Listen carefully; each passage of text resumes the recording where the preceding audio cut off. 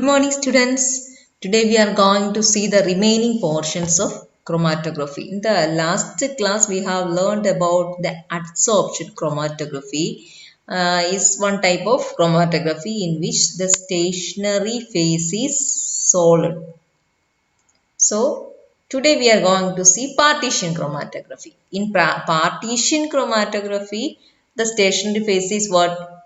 Liquid. So, we are going to see that.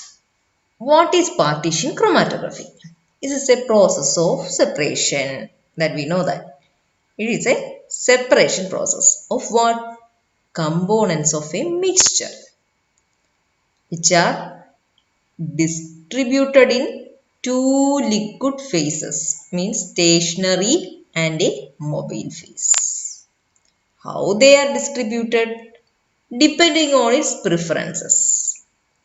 From the word preference, we need to understand that which component have more solubility in the stationary phase will not move much, and which component have more solubility in mobile phase move more distance. That is the preference.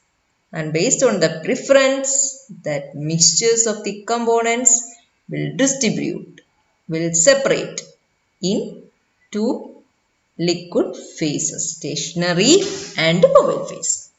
That type of chromatography is called partition chromatography. Understand? Then there is a term that is partition coefficient. What is partition coefficient? It is a ratio. Ratio means it's a ratio between two values. Then which are that values? Ratio of concentration of a compound. It is the ratio of concentration of compound where in a mixture of two immiscible solvents, that means stationary and the mobile. These solvents are at equilibrium. Once more, consider there are two solvents. One is stationary and one is mobile. When these solvents are at equilibrium, we need to understand the ratio of a particular compound in this stationary phase and the mobile phase. That two value, the ratio of that two values is called partition coefficient. So, partition coefficient, what is it? It is the ratio of concentration of a compound in a mixture of two immiscible solvents which are at equilibrium. So we are going to see one type of partition chromatography, that is paper chromatography, that you will do as a practical in your 5th semester.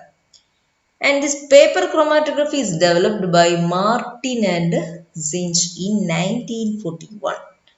And which type of chromatography is this paper chromatography? It is a liquid type of partition chromatography. We know that partition in paper, partition chromatography itself, different types exist based upon the nature of mobile phase. So, it is a liquid. It means stationary phase is liquid and the mobile phase also a liquid. Then we need to understand which is stationary phase and which is the mobile phase solvents. Stationary phase means it is nothing, water itself. Water as such cannot stand as a stationary, it needs a support. So that water, that is a stationary phase, is impregnated, means it is soaked in a filter paper. That filter paper is called Whatman #1 filter paper. It is in its in its form itself, that Whatman filter paper contain 50% of water. So we don't need to soak it with any more additional water. The Whatman #1 filter paper as such has 50% water impregnated in it. So we need to take that Whatman #1 filter paper. And what is a mobile phase? Mobile phase here is the organic solvent. That solvent, how we are preparing? with a combination of butanol and acetic acid and water in 4:1:1 ratio. Then how here the separation occurs? By the continuous separation, that is partition, between the solvent and the stationary phase, that is the water held in the paper. As the mixture passes through these phases, its separation occurs. So we are going to see that process. Here, this is the Wattman's filter paper, and we know that it is impregnated with water. That means 50% of water present in this Wattman filter paper. And in its bottom, we draw a line, and in it, we spotted the material that we need to separate. Okay. Then we are going to clamp this filter paper inside a glass jar, and that glass jar contain the mobile phase. Mobile phase means that organic solvent poured up to this level, and we are keeping it as such for some time. What will happen? This mobile phase slowly start to move in this upward direction. So that is we are going to see also here. As it moves, what's happened depending upon the solubility of the material present here in the mobile phase, it also gets separated. How that separation occurs? Depending upon the solubility of the components present in mixture. Solubility in what? Solubility in mobile phase and also the stationary phase. Stationary phase means the water present in the filter paper. Depending on that solubility, the constituent parts get separated. Okay, that we are going to see. Here we can see the mobile phase movement. Mobile phase is moves. As it moves, depending upon solubility, the components parts get separated. So here this component have more solubility in stationary phase, so it will not move much distance. This one have a medium solubility, so it moves much more than this one, and this one it have more solubility in the mobile phase and less solubility in the stationary phase. So that's why it moves up to here. So in that way we separated each component parts of the mixture. That is the paper chromatography. I think you understand that process. Next, another type of chromatography, that is molecular sieving, otherwise called molecular exclusion chromatography or gel filtration chromatography. Here, how the separation occurs? The separation is based on its molecular weight, size or shape. Based on that difference, that separation is occurring. Likewise, we are sorting anything like any foods based on its size. In the similar way, here also that separation is happening. Then the main thing that we are using here is a molecular sieve. Sieve means what? Sieve means arepa. Molecular sieve. What is a molecular sieve?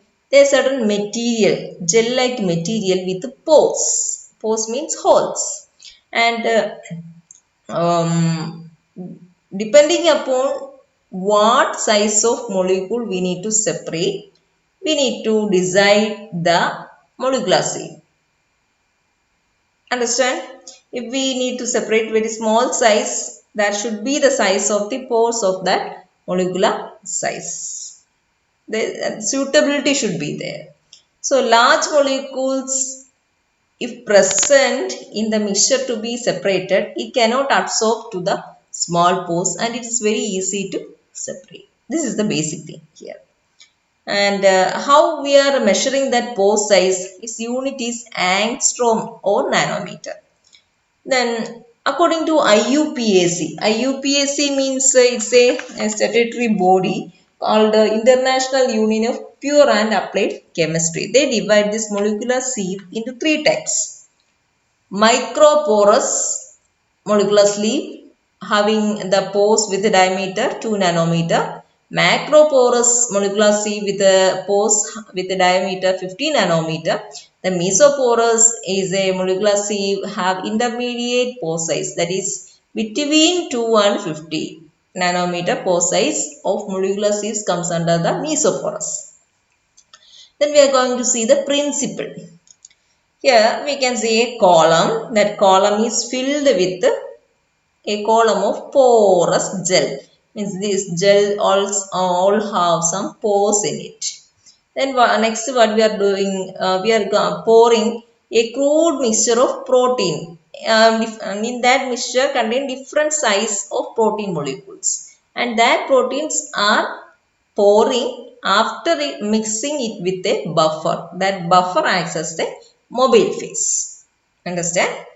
We have poured it, and as we poured it, what will happen? It start to moves down. While it moves down, smaller particles, smaller protein can be enter into this pores. Medium one cannot enter. It moves slowly because of its medium molecular weight.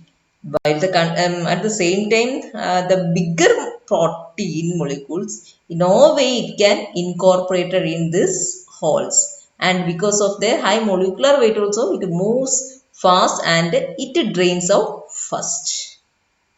Then the medium size will drains out, and only last, and last is not very easy because it is entrapped in the holes. For eluting this small size one, we again need to pour the buffer solution. First we used to mix that protein mixture. Again we are by pouring, that process is called washing out. Washing out and eluting. That because of that process, at the last, in the final step, we can separate, we can obtain out the very small size proteins also.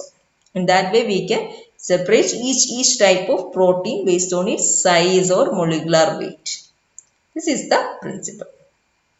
So the underlying principle is that separation is achieved by the differential distribution of components of the mixture between the mobile and stationary phase. Mobile phase is the buffer solution that we are pouring through here. Stationary phase means that solution particle that present inside the pores. Both are equal.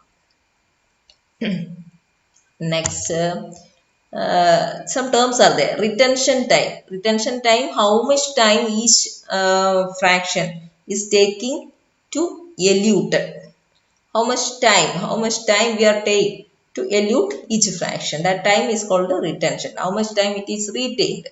Then exclusion. Exclusion limit means what's the limit? What is the molecular weight of the smallest molecule which cannot be able to incorporate in the gel pores. That size is called the exclusion limit. The molecules with that limit cannot enter or incorporate in the pores of the gel. Then why this technique called the molecular sieving or exclusion chromatography? Because that exclusion is based on the size of the molecules. That's why it's called the molecular sieving or exclusion chromatography.